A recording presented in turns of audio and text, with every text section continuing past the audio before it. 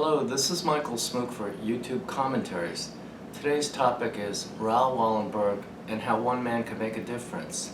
For those of you who are unfamiliar with Wallenberg, Raoul Wallenberg was a businessman, a diplomat, and a humanitarian.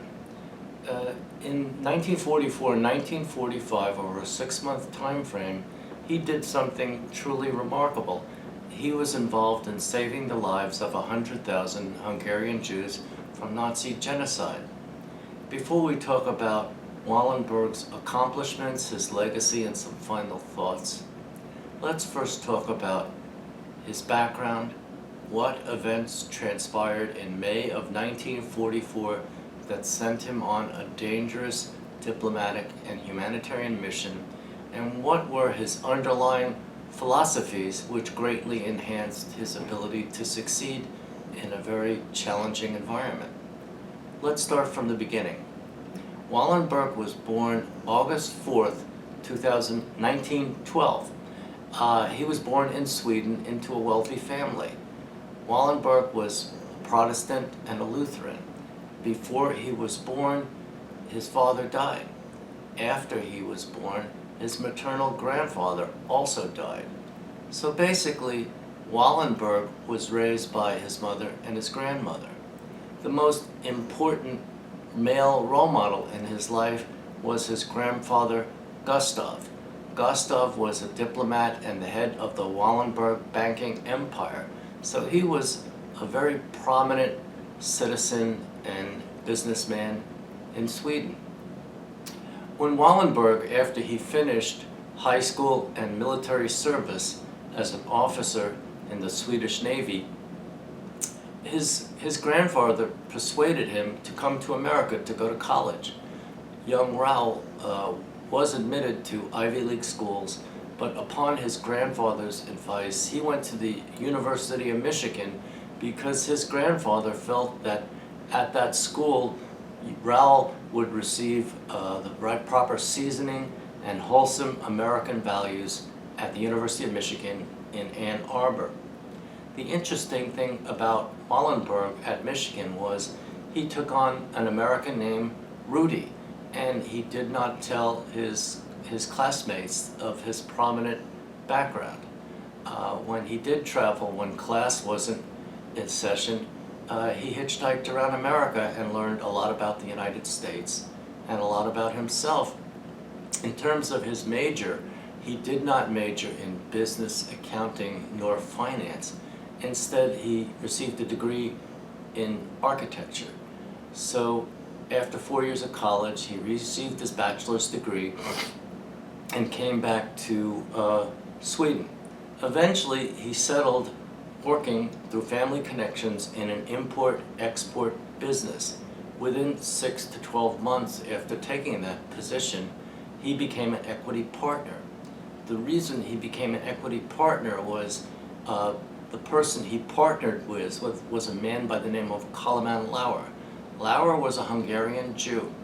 Now, what happened in 1934 in Germany and Hungary, the Nuremberg laws and similar laws in Hungary were passed, which made it virtually impossible for a Jewish businessman to carry on his business. And Lauer, in running the import-export business, ran the business inside of Sweden. He left Hungary. Raoul quickly learned the language of Hungary, which is Magyar, and he became Mr. Outside.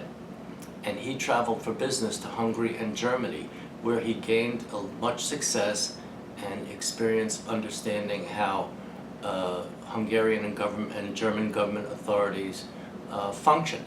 So on the whole, this was a great experience for Raoul. Now let's move up to May of 1944. What happened was the Roosevelt administration became aware that the Nazis, although losing the war, were redoubling their efforts to kill as many European Jews as they could. In Hungary, there were between 600,000 and 700,000 Hungarian Jews who were largely untouched, but by the spring of 1944, Hitler's top aide in terms of the Jewish question, Adolf Eichmann, was responsible for using forces to capture and herd as many Jews as possible aboard trains in Budapest, Hungary, and ship them through Austria to Poland to the Nazi extermination camp called Auschwitz. So the Roosevelt administration became aware of what was going on, and they knew that heroic measures needed to take place to save what remained of Hungarian Jewry.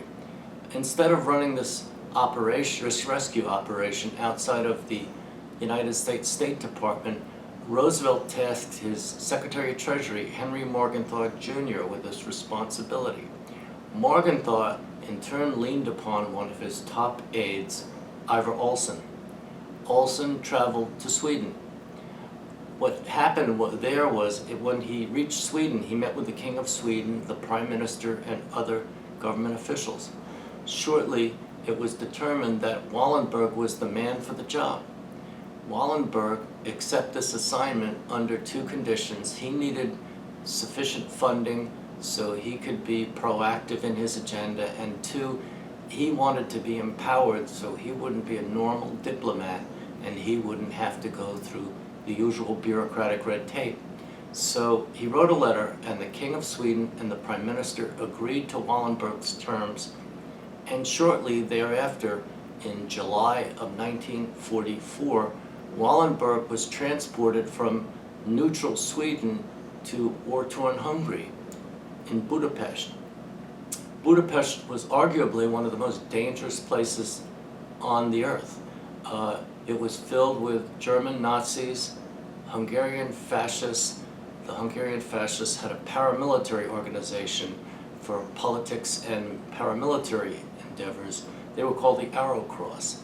And shortly thereafter, the Soviet Red Army would be entering, adding to the mix and making Budapest even more dangerous. Wallenberg had three qualities which greatly enhanced his success, and he was not your usual diplomat. First, Wallenberg could be charming.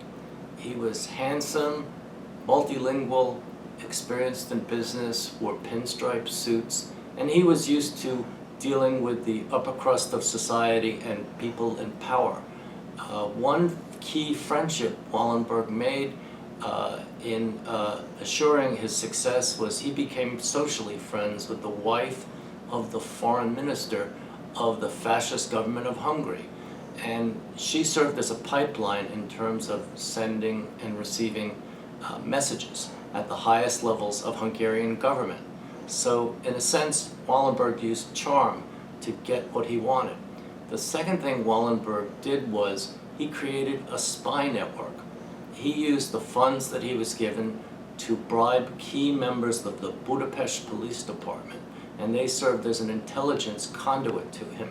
Secondly, among the Arrow Cross paramilitary group, he befriended one of the top leaders, and even though this was a group with a murderous agenda bent on killing as many Jews as possible, Wallenberg made one contact, put this person on a payroll, and this person served as a key inside person in conveying intelligence information so he could quickly react and change plans as things changed in Hungary.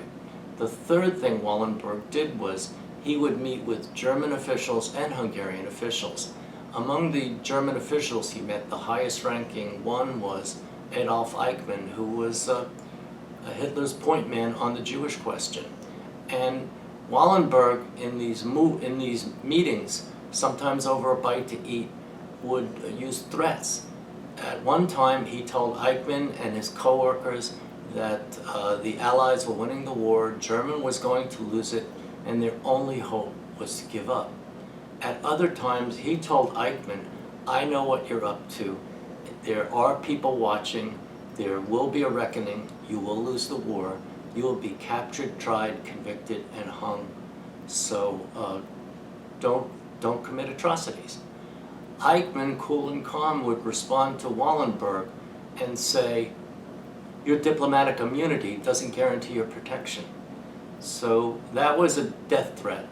And Wallenberg heard that loud and clear, And at a certain point during his 6-month tour of duty, Wallenberg would sleep in a different building every night, and in this way, on more than one occasion, he was able to evade assassination attempts. Now let's summarize his achievements. Wallenberg did several things when he came to Hungary which greatly enhanced his success. First, when he arrived, he immediately had documents produced called protective passports or Schutzpasses. He had thousands of them produced, and he had them printed out, and they were very official looking, and he signed them. They weren't legal documents, but he was able to receive approval from German and Hungarian officials. So for the time being, they agreed to accept them as legal documents, and they agreed that Jews who were required to wear yellow 6-pointed Star of Davids on their outer garments no longer had to wear them, and they, by carrying these protective passports, were given a measure of comfort and safety, at least on a temporary basis. The second thing Wallenberg did was, immediately in Budapest and surrounding communities, he bought or leased buildings, and he would drape huge Swedish flags around the buildings, and he informed German and Hungarian authorities that these buildings were now Swedish territory and that they could not be violated.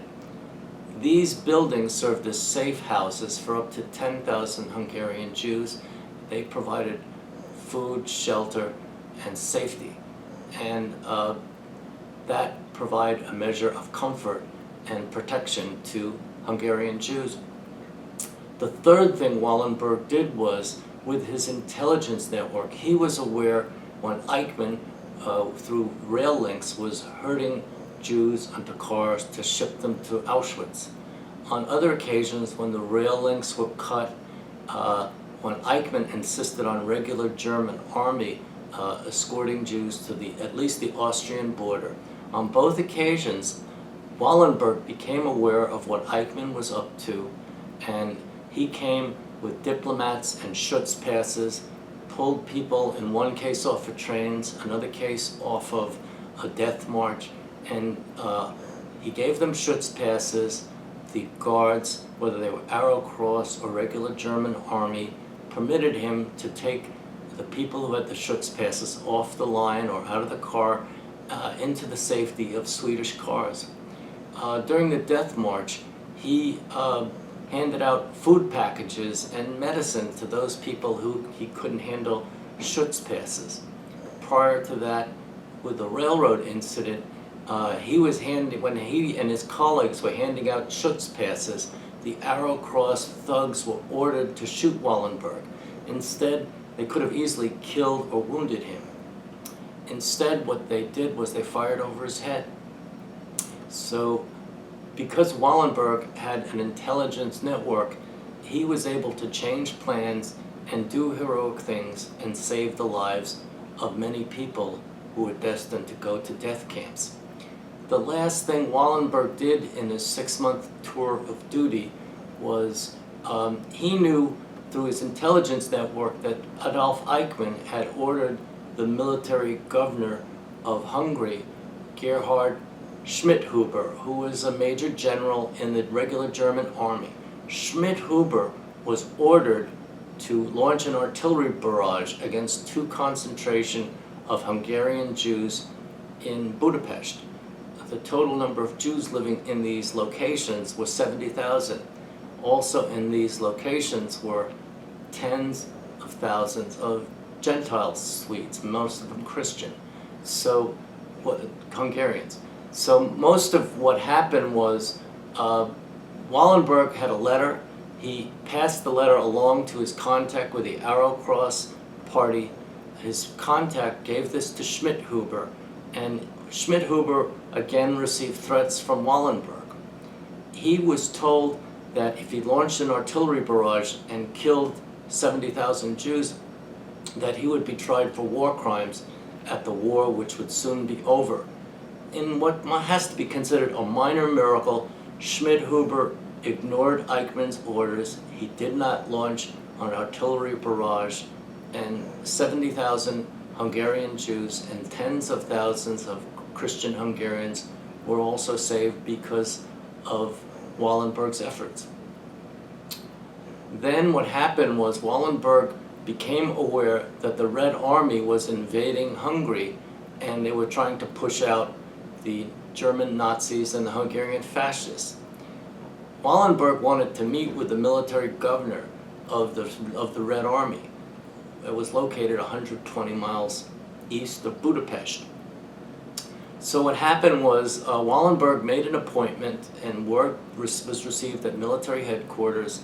Before he left, he spoke to a coworker. Wallenberg said, "Look, I have this meeting. I want to explain myself. I'm not sure if I'm going as a guest or a prisoner, but I should be back in 7 or 8 days, and I'll see you then." So Wallenberg packed his bags. His driver took him there. They were accompanied by Red Army troops, and there he had his interview. What happened there was that Wallenberg came with suitcases and briefcases full of documents proving who he was.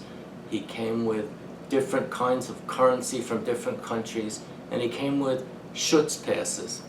So the Soviets, looking at Wallenberg through the eyes of their paramount leader, Joseph Stalin, in Moscow, quickly came to the conclusion that this man must be a spy.